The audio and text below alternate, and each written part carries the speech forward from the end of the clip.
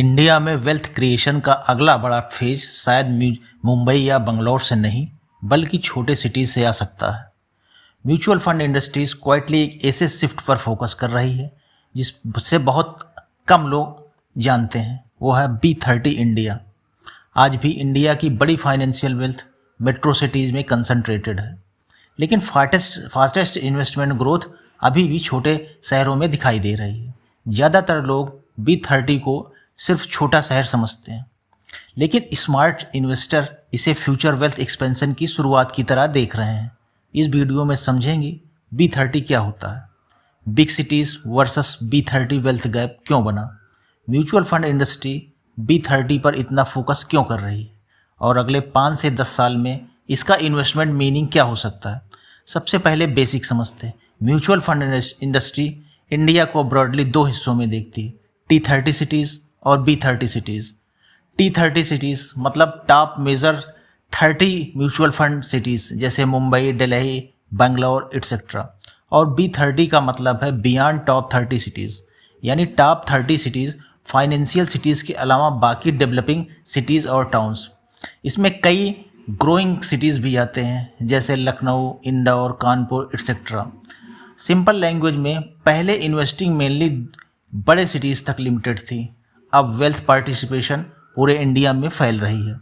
आज भी majority mutual fund money बड़े सिटीज़ से आती है क्योंकि फाइनेंशियल अवेयरनेस वहाँ पहले पहुँची, हाई सैलरी इकोसिस्टम था, कॉरपोरेट कल्चर स्ट्रांग था, एडवाइज़र्स और डिस्ट्रीब्यूशन नेटवर्क डेवलप्ड थे और इक्विटी इन्वेस्टिंग जल्दी अडॉप्ट हुआ, इसलिए वेल्थ क्रिएशन भी फास्टर हुआ। लेकिन अब इक्वेशन बदल रहा है। अब छोटे सिटीज़ में भी इनकम बढ़ रही है, बिजनेस एक्टिविटीज़ बढ़ रही है, इंटरनेट पेनिट्रेशन बढ़ रहा है, डिजिटल पेमेंट कॉमन हो चुके हैं और फाइनेंस एजुकेशन यूट्यूब तक पहुंच चुकी है। अब टायर 2 सिटी का इन्वेस्टर भी SIP कर रहा है, इक्विटी मार्केट समझ रहा है, लॉन्ग टर्म इन्वेस्टिंग सीख रहा है। यानी गैप अभी भी है लेकिन डायरेक्शन बदल चुकी है। अब सवाल आता है म्यूचुअल फंड इंडस्ट्री B30 पर इतना फोकस क्यों कर रही है? क्योंकि इंडस्ट्री समझ चुकी है नेक्स्ट ग्रोथ वेव वहीं से आ सकती है।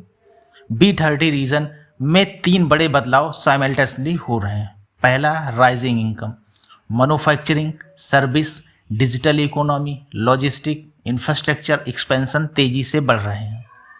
दूसरा, financial awareness explosion, social media, finance creator, digital onboarding, investing app investing को डिमोक्रेटाइज कर रहे हैं।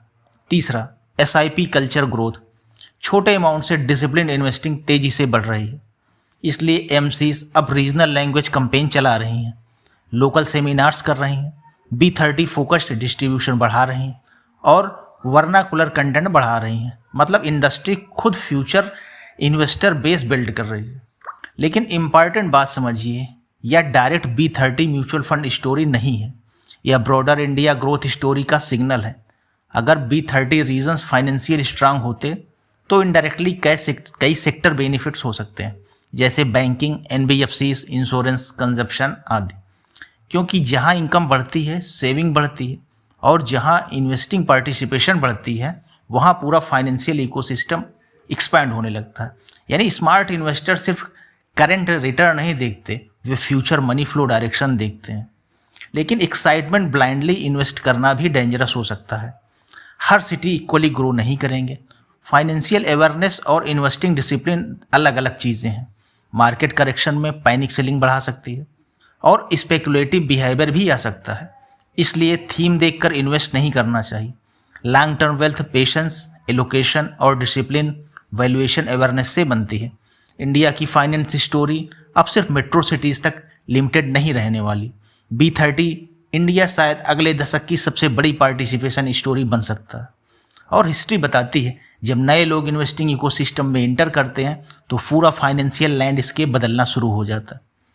नियम याद रखिए, जहां फाइनेंशियल पार्टिसिपेशन बढ़ती है वहीं फ्यूचर वेल्थ इकोसिस्टम भी बनता है। ऐसी क्लैरिटी यहाँ रोज़ मिलती है और मार्केट में क्लैरिटी ही सबसे बड़ा एज है। डिजिटल फाइनेंस यूनिवर्सिटी के साथ जुड़े रहें।